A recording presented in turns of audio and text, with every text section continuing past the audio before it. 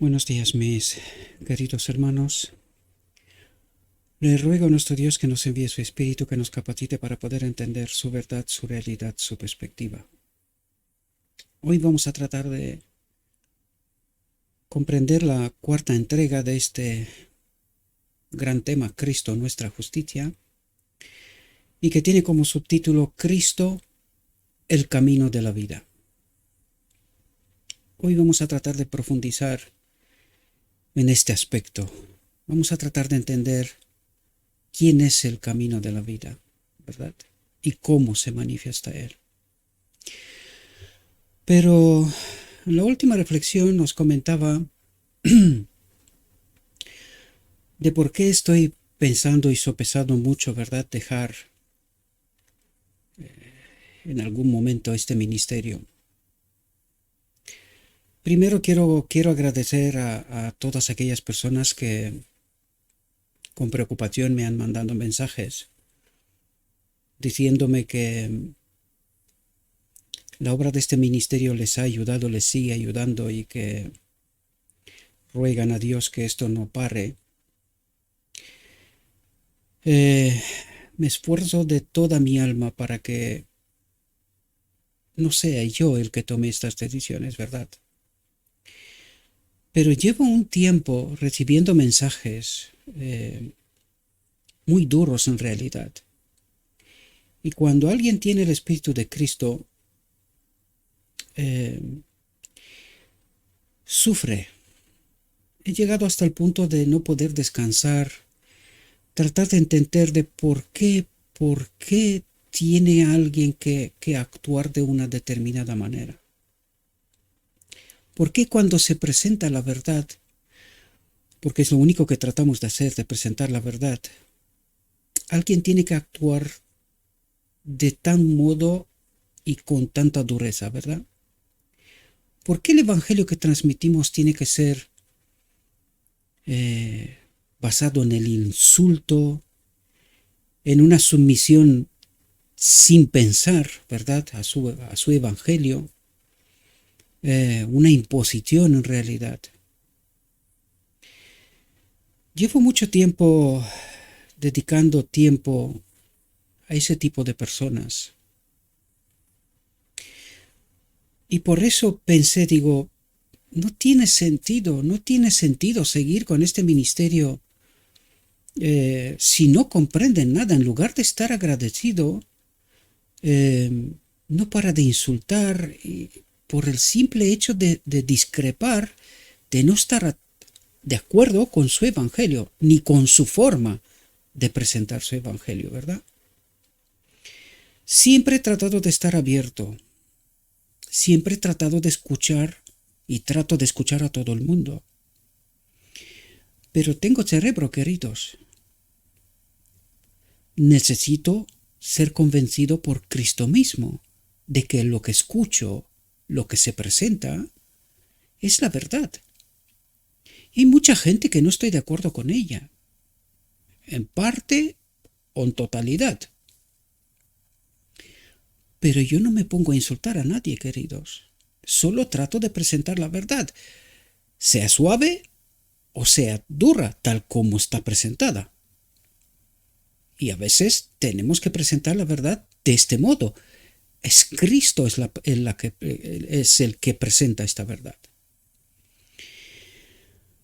La última reflexión, después de la última reflexión, alguien me mandó este mensaje de un modo indirecto, ¿verdad? Cuando un mediocre obtiene un gramo de poder, yo me pregunté, ¿qué poder? Estoy en un garaje, no tengo un ejército. ¿De qué poder estamos hablando? Dice, cree que tiene una tonelada de autoridad. ¿Quién es la autoridad?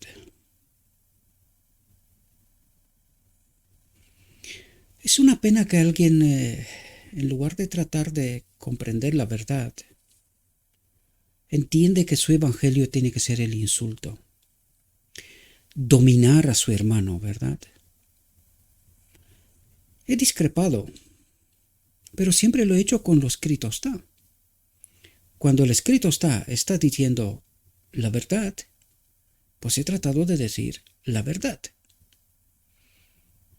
Incluso mi opinión, porque creo que tengo derecho a una, ¿no?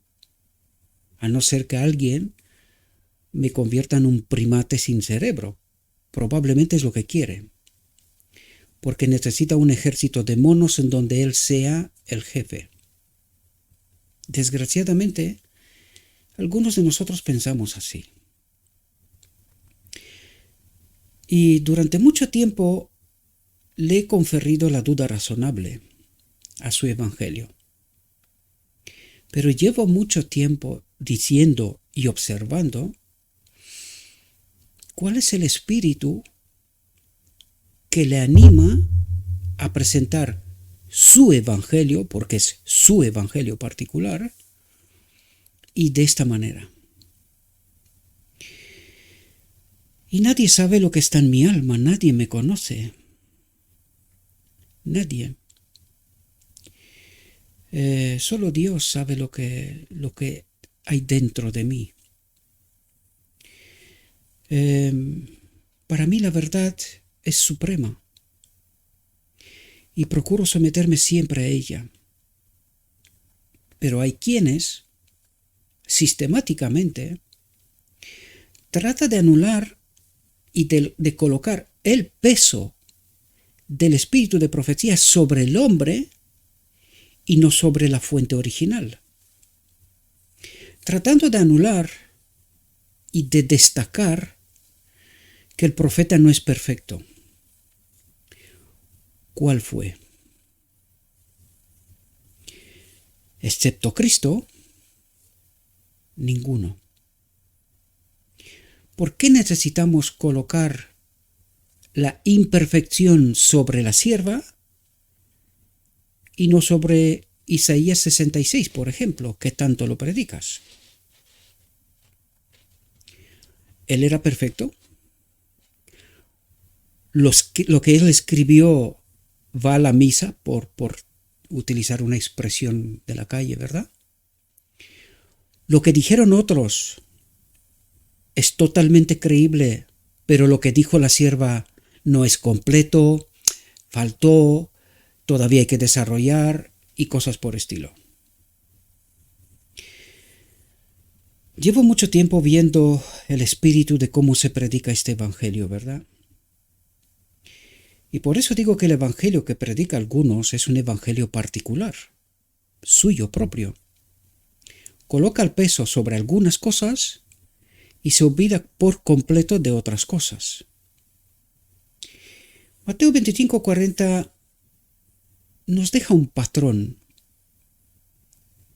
y que deberíamos comprender porque es la ley. Es amar. Y si no somos dispuestos a amar a nuestros hermanos, aún discrepando, porque no podemos convertir la iglesia en un hospital en donde solo acuden un tipo de enfermos y a todos los demás los echamos, porque no tienen esta enfermedad, la que nosotros queremos, ¿verdad? Sino que Dios dejó la iglesia para que todo tipo de enfermo y todo tipo de enfermedad puedan acudir a ella.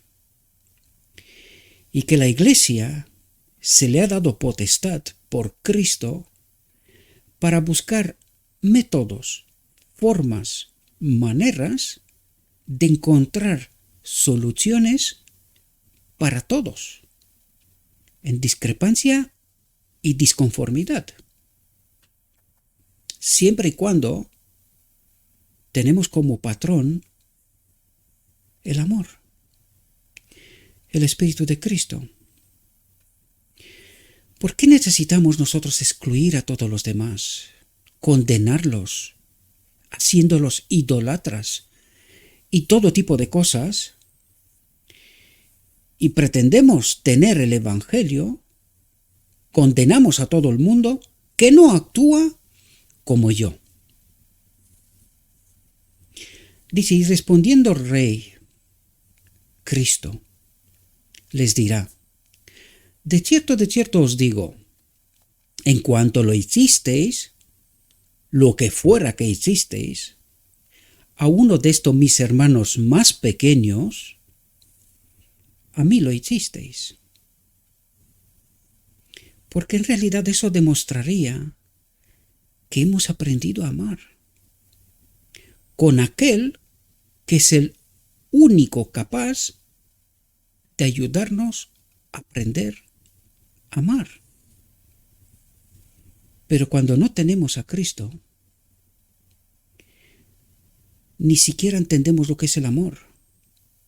Hablamos sobre él,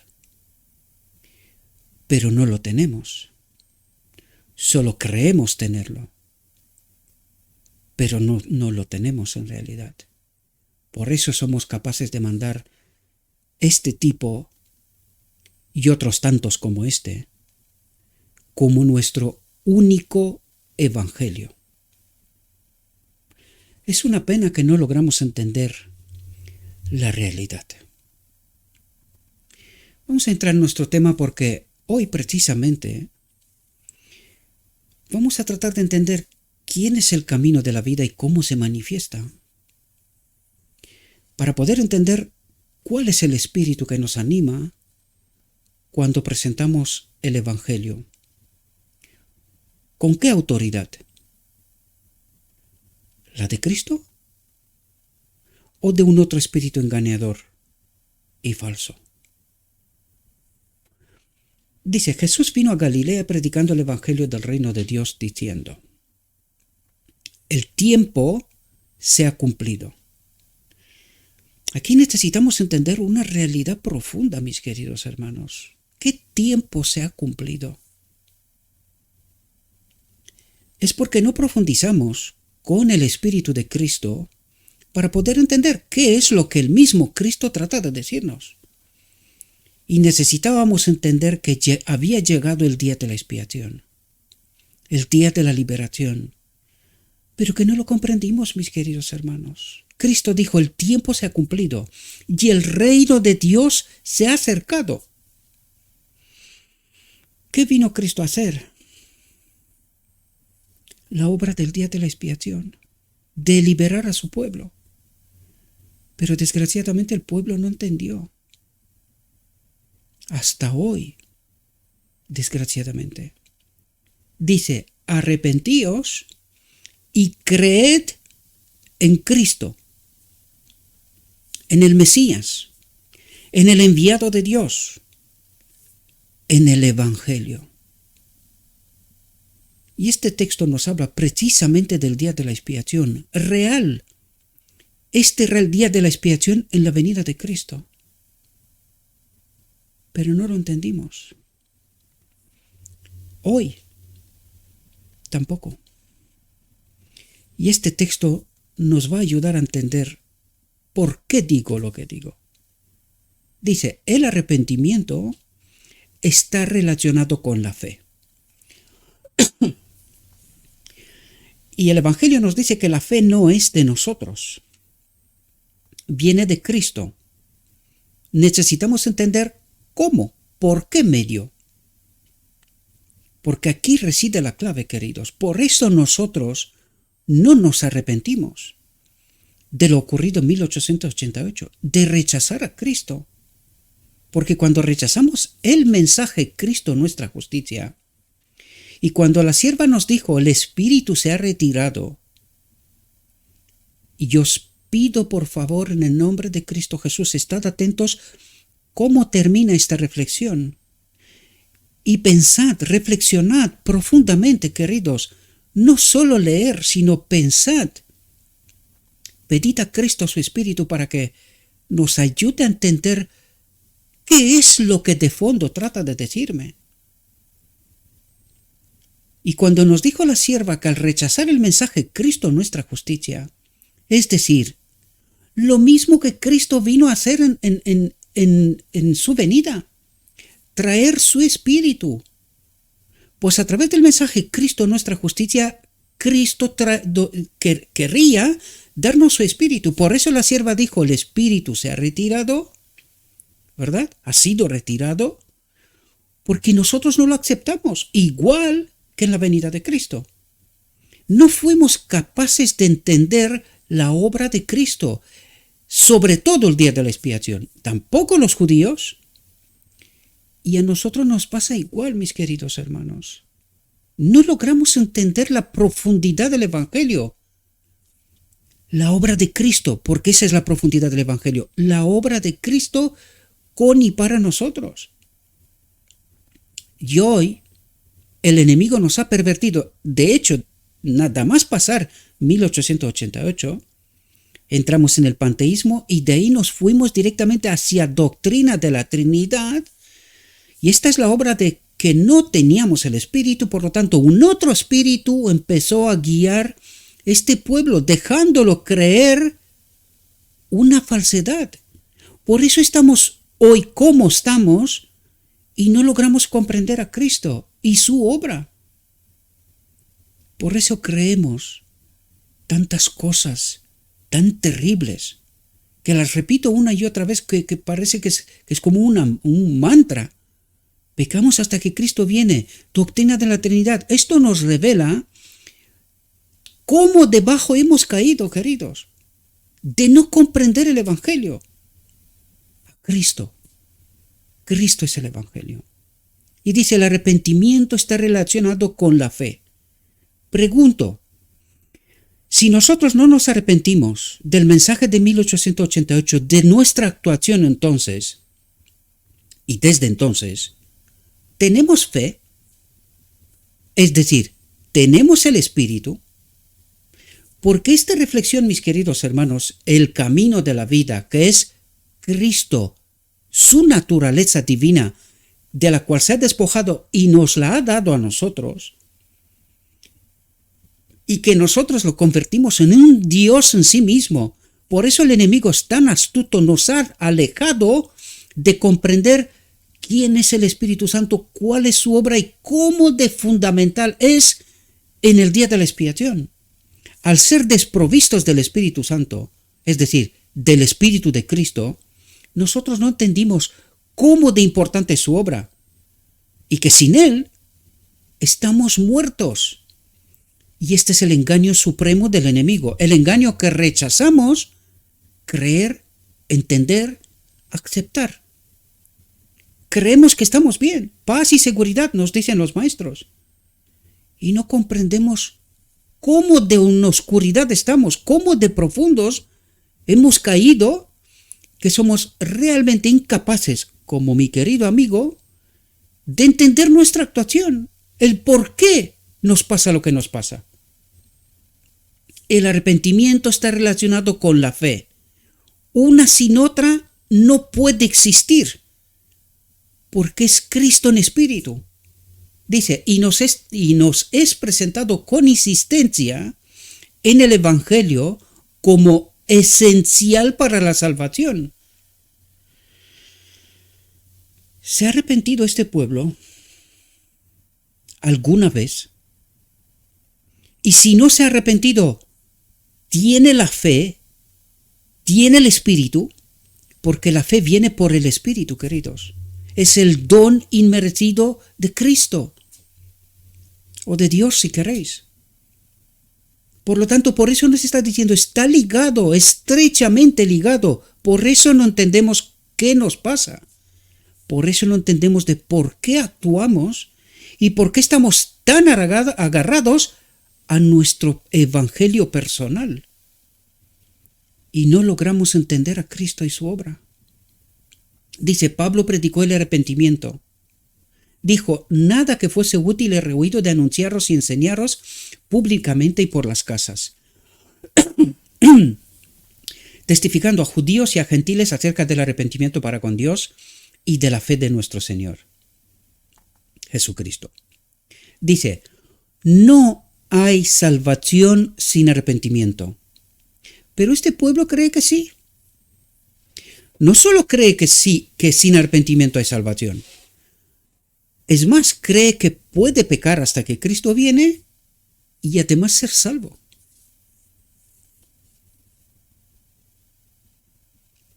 ¿Cuál es el espíritu que nos anima, queridos? ¿Dónde estamos de verdad? Sin arrepentimiento no hay salvación. No hay el espíritu. No tenemos a Cristo. Y este pueblo no quiere entender esta realidad. Él cree que cuando venga Cristo será salvo. Dice, ningún pecador impenitente puede creer con su corazón, con su mente, para justicia.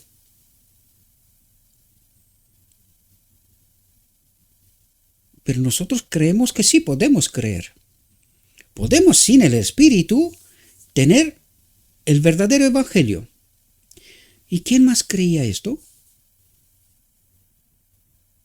Los judíos. Y cuando vino Cristo, ¿qué pasó? Cuando llegó el día de la expiación, cuando dice el tiempo se ha cumplido y el reino de Dios se ha acercado. ¿Se ha acercado de verdad o era una historia? Y le dice, arrepentíos ¿de qué? De haber vivido tanto tiempo sin la gloria de Dios. Y dice, y creed en el enviado, en el Mesías, en Cristo, en el Evangelio. ¿Qué pasó? No creyeron. ¿Por qué? Porque tenían su propio evangelio personal. ¿Y rechazaron a quién? Al evangelio. Pero este pueblo cree que sin arrepentirse tiene el evangelio, tiene a Cristo. ¿Y no se repite la historia? ¿No estamos hablando de lo mismo? ¿Y por qué no entendemos? Por eso digo una y otra vez, ¿tenemos el Espíritu? ¿A Cristo? ¿O tenemos un falso espíritu que nos presenta un falso evangelio y que nos dice, tranquilos, no moriréis? Podéis pecar hasta que Cristo viene y ya veréis luego. ¿No es la misma historia del Edén? Dios es amor. Os ama, no moriréis. Dice, el arrepentimiento está escrito por Pablo como un piadoso dolor por el pecado. Un piadoso dolor por el pecado, por la separación de Dios. Pero para esto necesitamos entender que estamos separados de Dios, no que tenemos el Espíritu Santo, que produce arrepentimiento para salvación, de que no hay que arrepentirse. Dice, este arrepentimiento no tiene en sí ningún mérito por naturaleza. Por naturaleza, dice, sino que prepara el corazón para la aceptación de Cristo como el único Salvador. Pero nosotros hemos aceptado a Cristo. ¿Así? ¿Tenemos el Espíritu de Cristo? Esta naturaleza divina que Cristo nos ha enviado y que tiene que manifestarse de una determinada manera, y que es lo que nos va a contar. ¿Tenemos este espíritu? ¿O tenemos un falso espíritu que nos está engañando? Por eso no entendemos el Evangelio, ¿verdad? Sino que prepara el corazón para la aceptación de Cristo como el único Salvador, la única esperanza del pecador perdido. Habla en singular, habla de mí, la única esperanza del pecador perdido. Este es Salvador personal. Si Cristo el ser humano está en el cielo, ¿quién es mi Salvador personal? Esto necesito entender, porque nosotros vamos en confusión y no logramos entender quién es este Cristo como único Salvador personal para mí hoy, aquí y ahora. Y esto necesito comprender, porque alguien nos ha engañado y no logramos entender la vida multiforme de Cristo. Dice, cuando el pecador contempla la ley, aquí me gustaría que hagáis un paralelo con Sinaí. Hagan un paralelo con la venida de Cristo. A ver si entendemos qué es lo que hace Dios, cuáles son sus obras. Dice, cuando el pecador contempla la ley, el espejo, veas en Sinaí, veas en la venida de Cristo, dice, le resulta clara su culpabilidad y queda expuesta ante su conciencia y es condenado. Dice, su único consuelo y esperanza se encuentran en acudir a la cruz del Calvario o en la promesa en Sinaí, ¿verdad? Al confiar en las promesas, aceptando lo que dice Dios, recibe alivio y paz en su alma. ¿Qué es recibe alivio y paz? ¿Quién es la paz para mí? ¿Quién es alivio, sanidad para mi alma? El Espíritu de Cristo en nosotros, esta vida, esta naturaleza divina de Cristo de la cual se despoja y nos la da a nosotros. Este es alivio, sanidad y paz, descanso en Cristo. Ya no estamos guerreando con el pecado, con la separación de Dios, porque Cristo habita en este templo. Dice, clama, Señor, tú has prometido salvar al que acude a ti en el nombre de tu Hijo. Soy un alma perdida, impotente y sin esperanza. Señor, sálvame o perezco. Dice, su fe, su espíritu, se aferra de Cristo. Cristo el hombre, Cristo el espíritu. Y es justificado delante de Dios. Y esto necesitamos entender, esto es lo que esta reflexión trata de explicarnos, el camino de la vida. Cristo, el camino de la vida, en su forma multiforme, en su vida multiforme, ¿verdad? Dice, pero al paso que Dios puede ser justo y sin embargo justificar al pecador por los méritos de Cristo, nadie puede cubrir su alma con el manto de la justicia de Cristo. ¿Cuál es el manto de la justicia de Cristo? Esta vida, esta naturaleza divina de la cual se ha despojado y me la da a mí, este es el manto de la justicia de Cristo. Dice, mientras practique pecados conocidos o descuide deberes conocidos.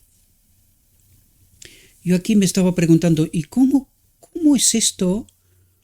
¿Por qué no logramos darnos cuenta cuando nosotros ponemos tanto énfasis en un evangelio personal, propio, que tanto lo predico yo, y no soy capaz de darme cuenta que sin Cristo no hay evangelio?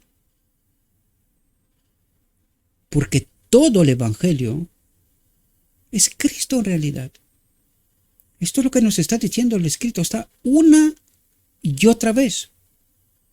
Dice, Dios requiere la entrega completa del corazón antes de que pueda efectuarse la justificación. ¿Y esto qué quiere decir? Dios requiere la entrega completa de mi mente.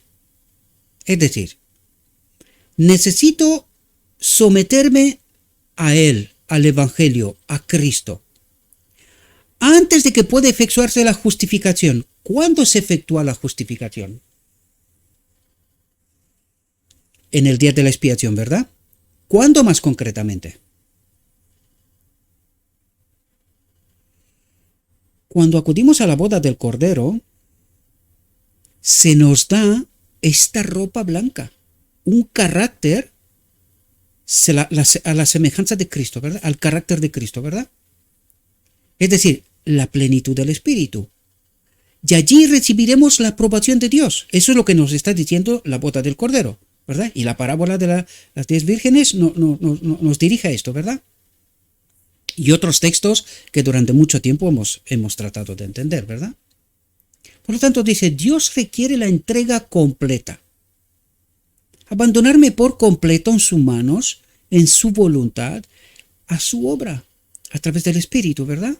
Dice, Dios requiere la entrega completa del corazón, de la mente. Por eso el Evangelio nos dice, santificaos en la verdad, toda la verdad, ¿verdad? Antes de que pueda efectuarse la justificación, antes de que recibiremos la aprobación de Dios, la plenitud del Espíritu, que se produzca la unión de lo humano y lo divino, ¿verdad? Dice, y a fin de que el hombre retenga la justificación, debe haber una obediencia continua mediante una fe activa, mediante su espíritu y viviente que obre por el amor y purifique el alma. Y necesitamos entender esto en toda su profundidad, mis queridos hermanos. Por eso el mensaje es tan importante, Cristo, nuestra justicia. Porque sin comprender este mensaje, no hay día de la expiación. Santiago escribe de Abraham y dice, ¿no fue justificado por las obras Abraham nuestro padre cuando ofreció a su hijo Isaac sobre el altar? ¿No ves que la fe actuó juntamente con sus obras y que la fe se perfeccionó por las obras? Y se cumplió la escritura que dice, Abraham creyó y le fue contado por justicia y fue llamado amigo de Dios. Vosotros veis, pues, que el hombre es justificado por las obras y no solamente por la fe. Pero ¿de quién son estas obras? Ahora nos lo explicará, ¿verdad?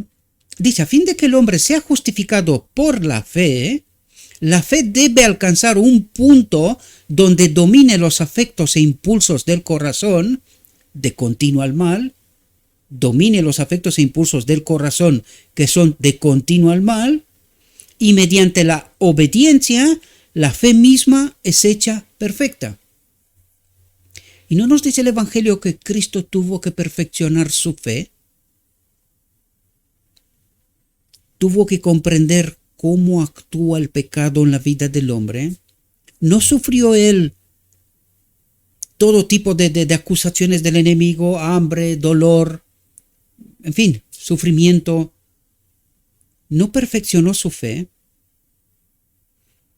Pues a esto estamos invitados, queridos, de comprender cómo actúa el Espíritu de Cristo en nuestra vida, hasta tal punto, dice, la fe debe alcanzar un punto donde domine los afectos e impulsos del corazón que son de continuo al mal, y que tiene que revertir esta situación, que sean de continuo al bien, y que el pecado sea un error, una excepción. De ningún modo puede ser regla. Pecamos hasta que Cristo viene. Un modo de vida. De ningún modo. Porque esto lo que nos revela, y por eso os digo lo que os digo, es que no tenemos el Espíritu de Cristo. Que el Espíritu que tenemos es engañador, falso. Por eso creemos estas aberraciones. Y nadie dice en medio de la iglesia ni mu. Le pasa como va a este mundo. Nadie se atreve a reclamar la verdad hoy, porque es expulsado, marginalizado y en algunos casos matado. Pues esto pasa en la iglesia. Porque la gente cree que estar en la iglesia importa. Sí y no. Si no vives la verdad, si no proclamas la verdad, si no eres la voz de Dios en medio del pueblo, no te sirve de nada la iglesia, querido. Esto es solo misticismo, nada más. El verdadero evangelio es vivir con Cristo. Que Él viva en mí y no yo. Pero en lugar de esto, vive el yo. Por eso no nos atrevemos a proclamar la verdad. Y por eso cuando proclamamos la verdad, la mayoría engañada excluye, marginaliza, se calla, no dice ni mu. Y a esto nosotros llamamos iglesia, teología de la verdad. Y los maestros dicen paz y seguridad, tranquilos. Porque el evangelio que tenemos, este es. No hay otro. Cualquier otro, falso, apostasía. Pero da la ocasión que el escrito está nos cuenta un otro evangelio. Por eso en el vídeo anterior empezó con un montón de no me gustas. Y como siempre digo yo, ¿y qué no te gusta? ¿Lo que está escrito? ¿O porque es contrario a tu evangelio personal? Por eso la Biblia y el Espíritu Profecía nos dice, despierten, queridos. Dejen de dormir este sueño de muerte. Acepten a Cristo, porque vosotros creéis que tenéis a Cristo. Pero no es Cristo. Es un otro. La historia se repite, ¿verdad? La fe, el Espíritu, ¿verdad? Porque la fe viene por el Espíritu, ¿verdad? Es el don inmerecido de Cristo, de Dios. La fe, condición de la promesa. Sin la gracia de Cristo, sin el Espíritu de Cristo, sin la obra completa de Cristo, el pecador está en una condición desvalida. No puede hacer nada por sí. No puede hacer nada por sí. Por lo tanto, la pregunta clave aquí es, ¿cómo de importante es tener el Espíritu de Cristo? Porque si no puedo hacer nada por mí, y en realidad es lo que nos está pasando, ¿verdad? ¿Cómo de importante es comprender quién es el Espíritu Santo, el Espíritu de Cristo? ¿Cómo de importante es entender que mientras aceptamos doctrina de la Trinidad, estamos rechazando a Cristo en realidad? Porque nosotros creemos en tres dioses, la clave es, ¿quién es el tercer Dios? Porque si Cristo y el Espíritu Santo son una,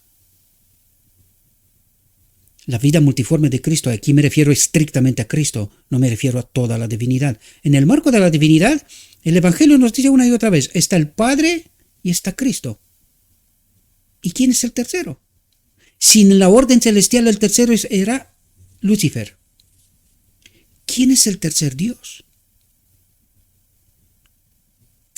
Alguien nos ha metido en una trampa mortal.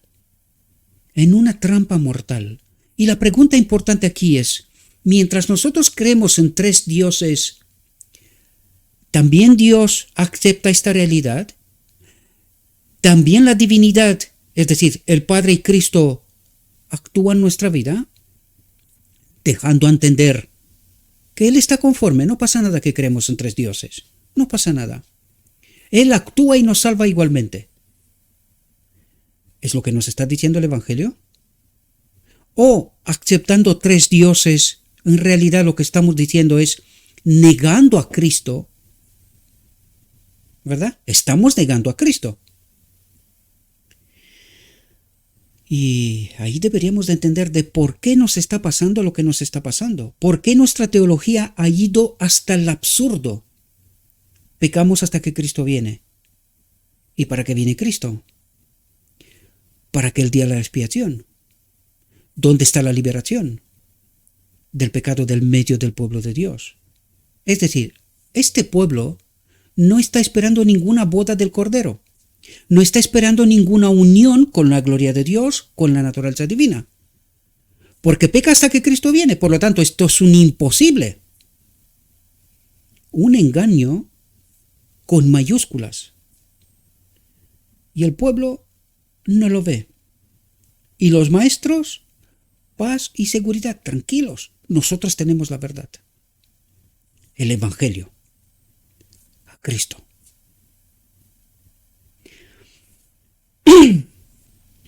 Dice, no puede hacer nada por sí. Pero mediante la gracia divina, ¿quién es la gracia divina? Este don inmerecido, esta naturaleza divina de Cristo, que la toma del Padre y nos la da a nosotros. Primero la deja en el Padre, cuando se despoja de ella misma, la deja al Padre, porque Dios no muere, la deposita en el Padre y después de la resurrección la pide al Padre para que nos la dé a nosotros. Entonces, ¿quién es la gracia divina? ¿Quién es este don inmerecido? La naturaleza divina de Cristo de la cual se despoja. Este es el Espíritu Santo. Dice, pero mediante la gracia divina se imparte al hombre, es que más claro no puede ser. ¿Cuándo impartió al hombre gracia divina? ¿Qué pasó en Pentecostés?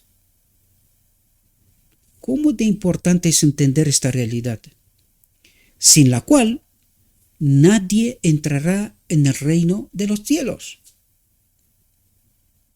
Y ahora deberíais de entender de por qué este elemento que es común para todos los hombres que están en este tren de alta velocidad, que creen en una falsa doctrina, engañados ¿por quién? Por el enemigo. Por eso el pueblo de Dios, el remanente profeso, el militante, no tiene a Cristo. Por eso experimenta lo que experimenta.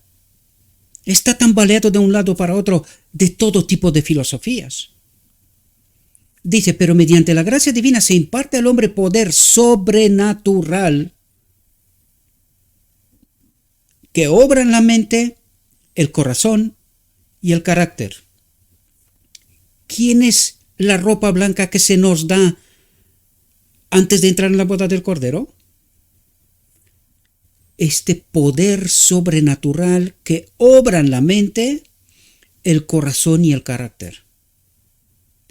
Dice, mediante la comunicación de la gracia de Cristo, el pecado es discernido en su aborrecible naturaleza y finalmente expulsado del templo del alma. Si nosotros tenemos a Cristo, dice, mediante la comunicación de la gracia de Cristo, mediante la comunicación a través del Espíritu de Cristo, el pecado, la separación de Dios, es discernida en su aborrecible naturaleza y finalmente expulsado del templo del alma. ¿Y por qué no nos ocurre esto? ¿Por qué creemos que tenemos que pecar hasta que Cristo viene? Porque tenemos el Espíritu de Cristo, tenemos este poder sobrenatural que obra en nuestra mente, o tenemos un otro poder que simula ser este poder sobrenatural y que la comunicación que nos da es que pecamos hasta que Cristo viene. Y el pueblo ni se entera.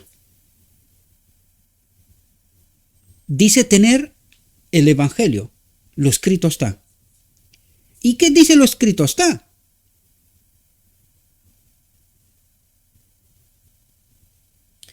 Dice, mediante la gracia, somos puestos en comunicación con Cristo. Mediante el Espíritu, somos puestos en comunicación con Cristo, para ser asociados con Él en la obra de la salvación, para que se pueda efectuar en nosotros esta purificación, esa transformación de la mente y del carácter, ¿verdad? Dice, la fe, ¿qué fe? La fe que tenía Cristo. No soy yo el que hace estas cosas, sino el Padre que habita en mí. ¿Y cuál es la fe que tengo que tener yo? No soy yo el que hace la obediencia, este carácter, sino que el Espíritu de Cristo que me ha sido entregado, este poder sobrenatural que obra en la mente, el corazón y el carácter. Pero si no tengo esta fe y yo creo en tres dioses, ¿puede Dios obrar? Esto es una pregunta clave. Si respondemos a esta pregunta, empezamos a entender el gran engaño con mayúsculas.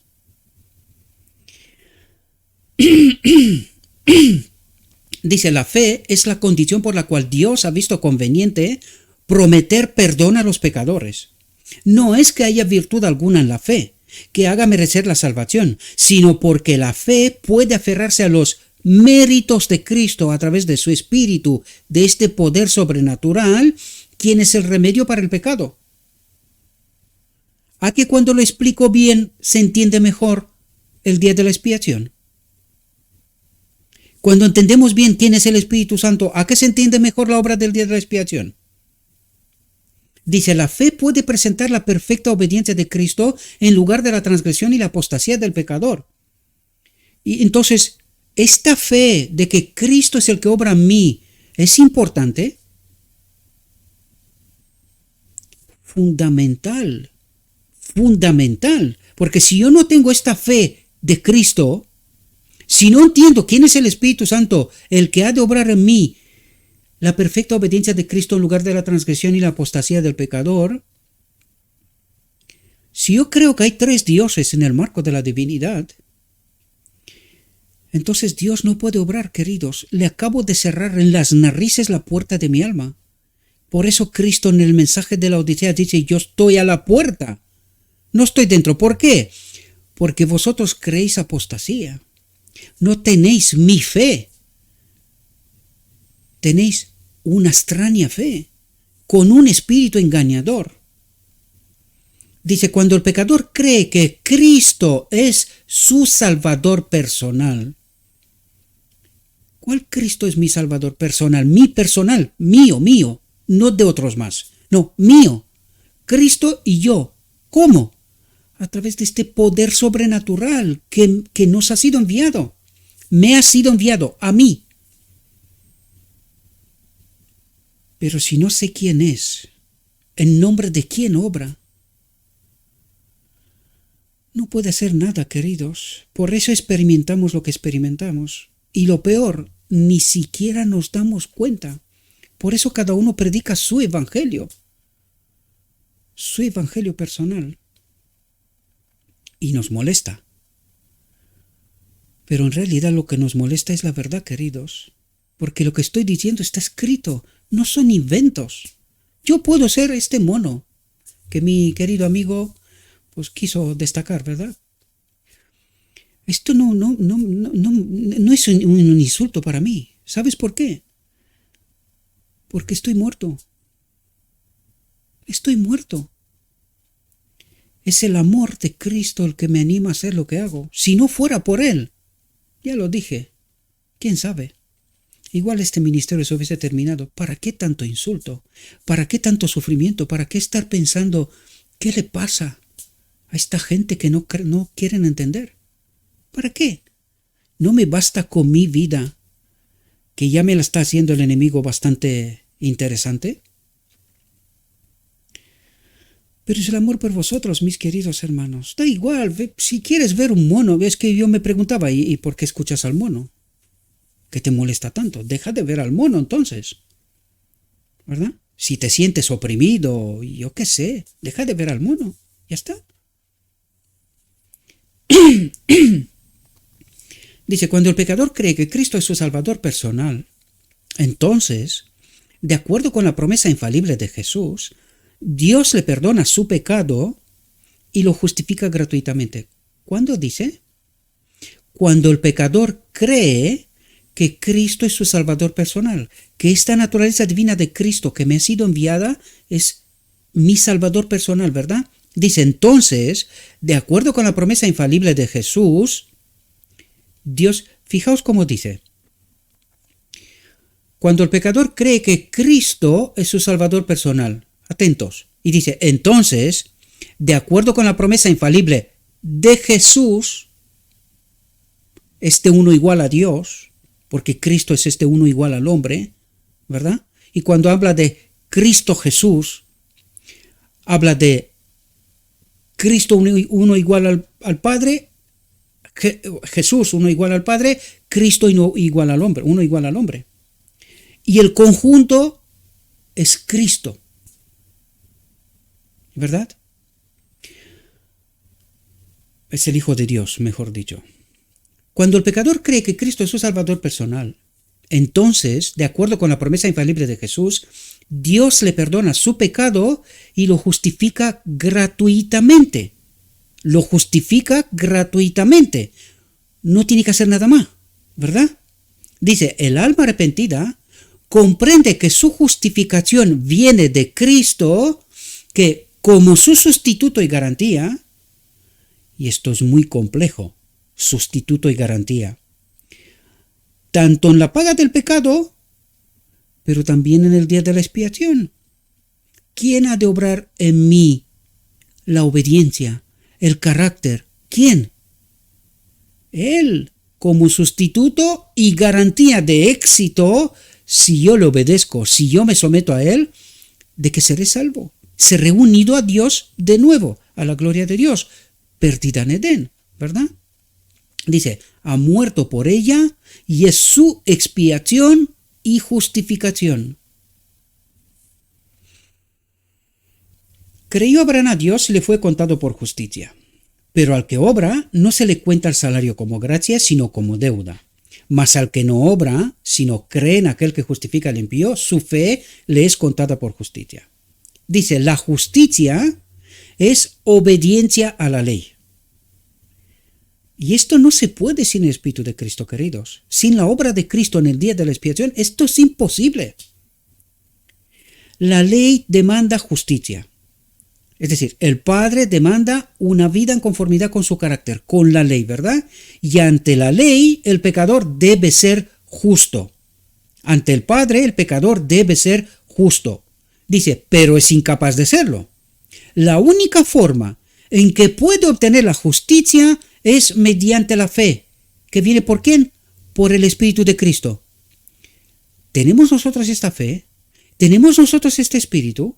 ¿Tenemos a Cristo a través de su Espíritu, de su naturaleza divina que nos ha sido entregada a nosotros como para que estemos vistos justos ante el Padre? ¿Quién es este carácter que nos da entrada en la boda del Cordero? La presencia de su Espíritu en nosotros. Esto es lo que trata de explicarnos una y otra vez. Y si no, nosotros no entendemos quién es el Espíritu Santo, que es Cristo mismo, su naturaleza divina que nos ha sido dada a nosotros, ¿podemos nosotros ser justificados, presentados ante el Padre? ¿Dará el Padre la aprobación de que el Espíritu de Cristo habita en nosotros, que nosotros sabemos quién es, tenemos esta fe, sabemos quién es y lo deseamos? No como en Edén desconfiamos de él. Por fe puede presentar a Dios los méritos de Cristo, la obra de su Espíritu en nosotros ahora, este carácter, ¿verdad? Esta santificación a través de la verdad. Dice, y el Señor coloca la obediencia de su Hijo en la cuenta del pecador. La obediencia de su Hijo, que me hace a mí obediente. ¿Quién es el Espíritu Santo? La obediencia de su Hijo en la cuenta del pecador. La obra de su Espíritu en mí ahora. Y esto cuenta como obediencia de Cristo, de su Hijo, en la cuenta del pecador. Pero es real, es una realidad, hoy, aquí, ahora. Y esto necesitamos entender. De ningún modo podemos decir, ni siquiera aceptar el planteamiento, que pecamos hasta que Cristo viene. Porque cuando decimos esto es santificación en un espíritu engañador. Y no en la obediencia de su Hijo. La justicia de Cristo, el Espíritu de Cristo, el que obra en nosotros esta justicia, ¿verdad? Es aceptada en lugar del fracaso del hombre y Dios recibe, perdona y justifica al alma creyente y arrepentida.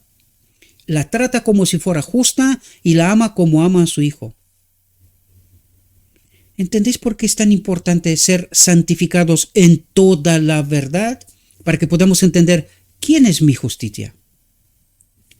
El Espíritu de Cristo, esta naturaleza divina que nos ha sido dada a nosotros. Él, a través de su Espíritu, es el que obra en nosotros justicia, obediencia, un carácter que nos dará entrada en la boda del Cordero. Dice, de esta manera, la fe es imputada a justicia y el alma perdonada avanza de gracia en gracia, de la luz a una luz mayor. Y esto es lo que no hicimos nosotros en 1888. Y como no nos arrepentimos, todos aquellos que se han quedado con aquella luz, no se han arrepentido, no tienen a Cristo, no tienen mayor luz. Pero todos aquellos que entienden lo que ha pasado en 1888, se arrepienten de aquella decisión. De esta manera la fe es imputada a justicia y el alma perdonada, que se ha arrepentido, ¿verdad? Y es perdonada, avanza de gracia en gracia, del espíritu a espíritu, ¿verdad? En este caminar, en el camino de Emaús, donde Cristo se me revela, dice, de la luz a una luz mayor, hasta que me doy cuenta que he caminado con Cristo. ¿No es esta la experiencia del camino de Maús? ¿No es eso lo que nos trata de revelar? Dice, puede decir con regocijo, no por obras de justicia que nosotros hubiéramos hecho, sino por su misericordia, por el lavamiento de la regeneración y por la renovación en el Espíritu Santo, en el Espíritu de Cristo. Regeneración y renovación en el Espíritu Santo, que no peca hasta que Cristo viene, ¿verdad? El cual derramó en nosotros abundantemente, atentos, por Jesucristo, junto. Toda la obra de Cristo, desde la fundación del mundo, cuando se ofreció como Cordero de Dios, hasta el final del día de la expiación, cuando nos une de nuevo a la gloria de Dios. Esto es lo que trata de decir cuando habla de Jesucristo junto, ¿verdad? Dice, nuestro Salvador, su obra total y completa. Y esta es la fe que yo necesito. Para que justificados por su gracia, por su Espíritu, por su obra total y completa, viniésemos a ser herederos conforme a la esperanza de la vida eterna. Y esto necesitamos entender, queridos. Pero nosotros creemos que ya tenemos a Cristo. Por lo tanto, no necesitamos esto, ¿verdad?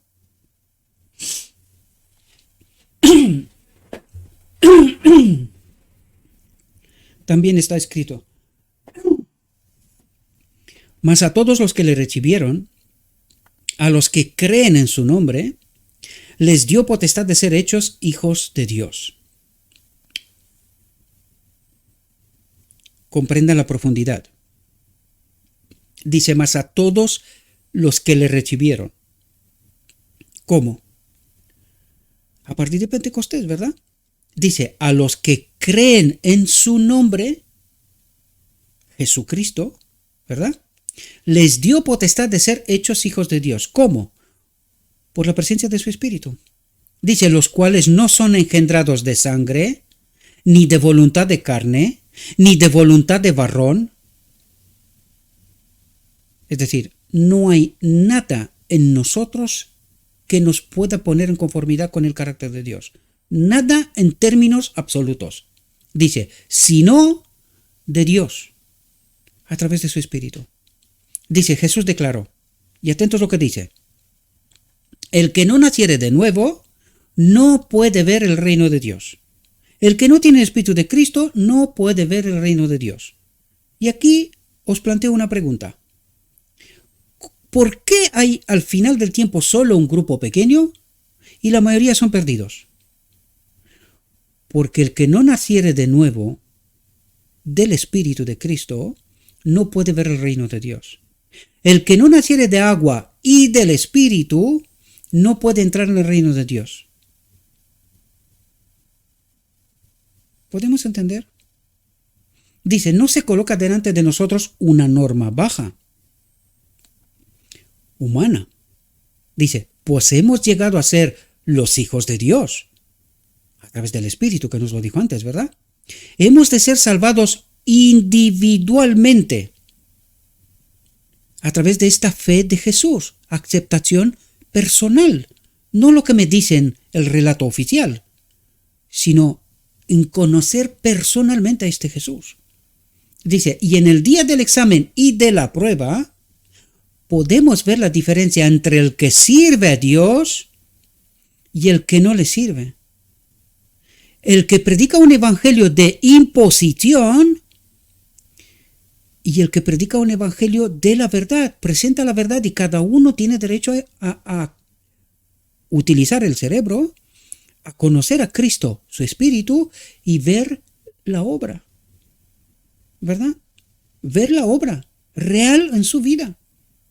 Y esto se ve por cómo predicas, a quién predicas, ¿verdad? Cristo no impuso nunca a nadie nada. Nunca. Siempre dijo, escrito está. Y este mono presenta lo escrito está. Desgraciadamente, la gente ve un mono y se pierde a Cristo, el Evangelio. somos salvados como creyentes individuales en el Señor, atentos, Jesucristo. Otra vez junto, toda la obra, desde la fundación del mundo hasta el final del día de la expiación. Jesucristo. Muchos se extravían porque piensan que pueden encaramarse hasta el cielo, que deben hacer algo para merecer el favor de Dios. Procuran mejorar mediante sus propios esfuerzos. Dice, sin ayuda, sin Cristo. Esto nunca lo pueden realizar. Cristo ha abierto el camino al morir como nuestro sacrificio, al vivir como nuestro ejemplo, al llegar a ser nuestro gran sumo sacerdote. Él declara, yo soy el camino y la verdad y la vida. Si mediante algún esfuerzo propio pudiéramos avanzar un paso hacia la escalera, hacia Cristo, ¿verdad? Las palabras de Cristo no serían verdaderas. Pero cuando aceptemos a Cristo, aparecerán las buenas obras como fructífera evidencia de que estamos en el camino de la vida, de que Cristo es nuestro camino y de que estamos recorriendo el verdadero sendero que conduce al cielo. Y entonces dejamos de decirle o considerar a nuestros hermanos monos, preguntarnos de dónde viene su autoridad, insultar, imponer, condenar. Porque esto no viene de Cristo. Cristo no obra así. El Espíritu de Cristo invita al Evangelio a una renovación y una transformación real en nuestras vidas. Aceptar discrepancia. Cristo lo aceptó.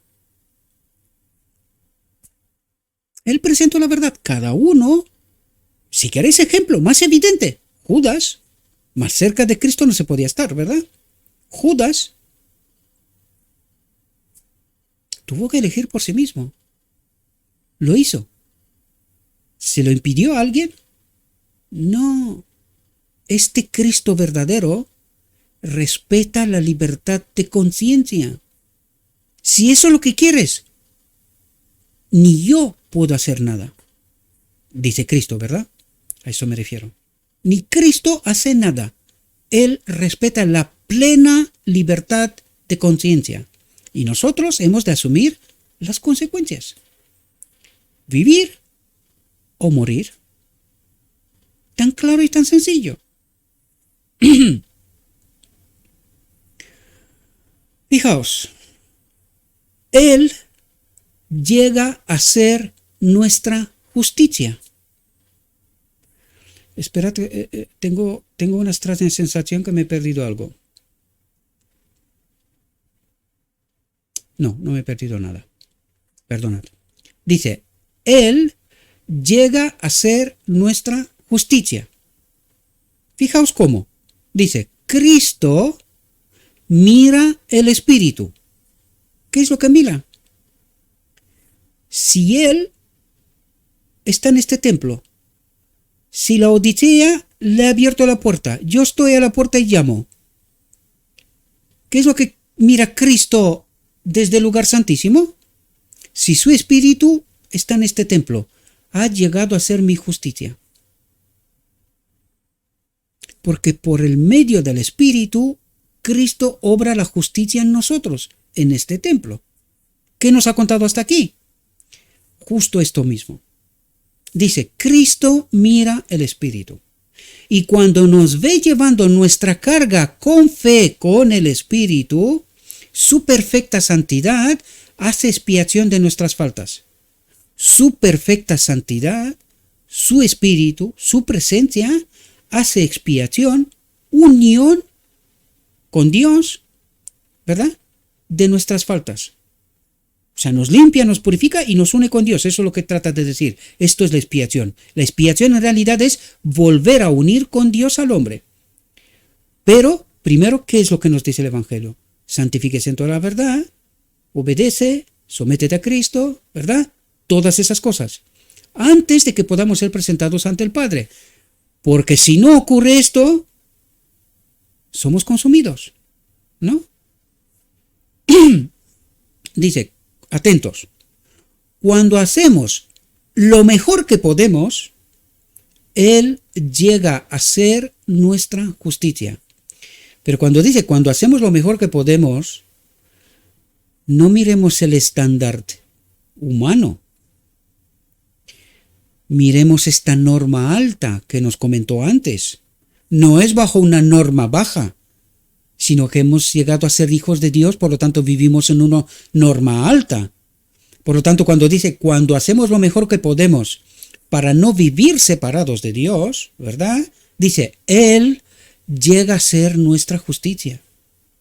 Y es así como somos justificados, así es como nos presenta ante el Padre, nos da la aprobación y somos unidos con la fuente de vida original, ¿verdad? Con el Padre, con la plenitud del Espíritu, ¿verdad? Dice, se necesita, y recordad lo que os dije al principio, fijaos cómo termina, se necesita de cada rayo de luz que Dios nos envía. Si en algún momento de mi caminar no acepto un rayo de luz, allí se interrumpe la conexión. Porque cuando rechazo al Espíritu, no recibo más luz. Antes de arrepentirme, porque eso por ahí empezó. Antes de arrepentirme de mi error, no puedo ser reconectado con el Espíritu. Y ahora pregunta clave fundamental. ¿Se ha arrepentido la Odisea de su rechazo a Cristo en 1888? Y si no, ¿con qué espíritu camina?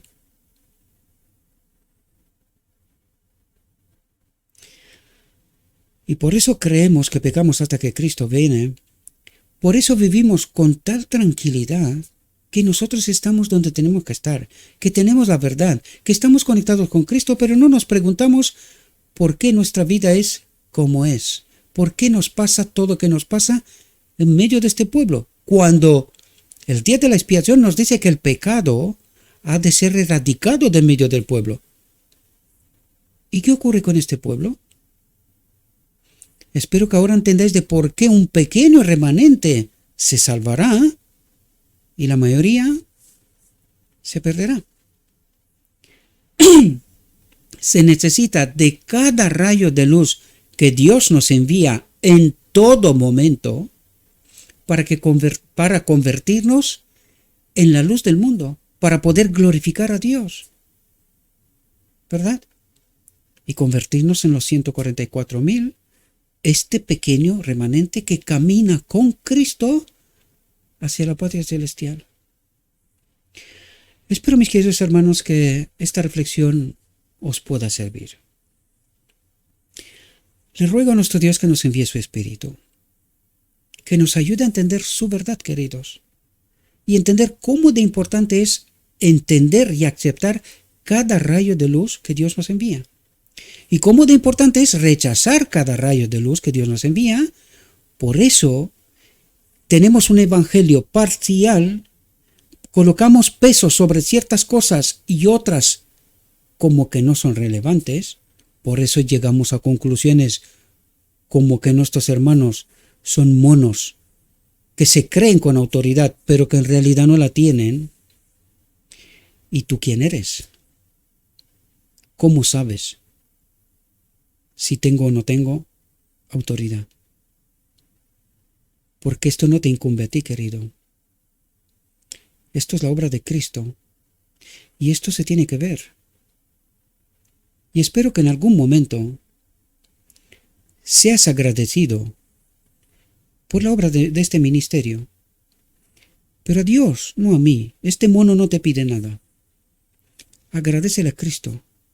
Porque algo bueno habrá salido de aquí. Espero, mis queridos hermanos, que esta reflexión os pueda ayudar. Como siempre, en la descripción encontraréis los enlaces al texto en origen. Mi consejo es, no es importante lo que yo digo. Siempre lo he dicho, siempre lo repito. Id a lo escrito está, al Evangelio, a Cristo, y que con su Espíritu podéis entender la verdad, podéis tener esta fe de Cristo, ¿verdad? Es la que tienen que tener los 144.000, los mandamientos de Dios y la fe de Cristo, ¿verdad? Y espero que si lo que yo he dicho os pueda ayudar de algún modo, agradecer a Cristo. Yo soy irrelevante, honestamente, soy irrelevante. Os deseo, mis queridos hermanos, que tengáis un próspero día y en todo lo que os he dicho, os lo he dicho en nombre de Cristo Jesús. Amén.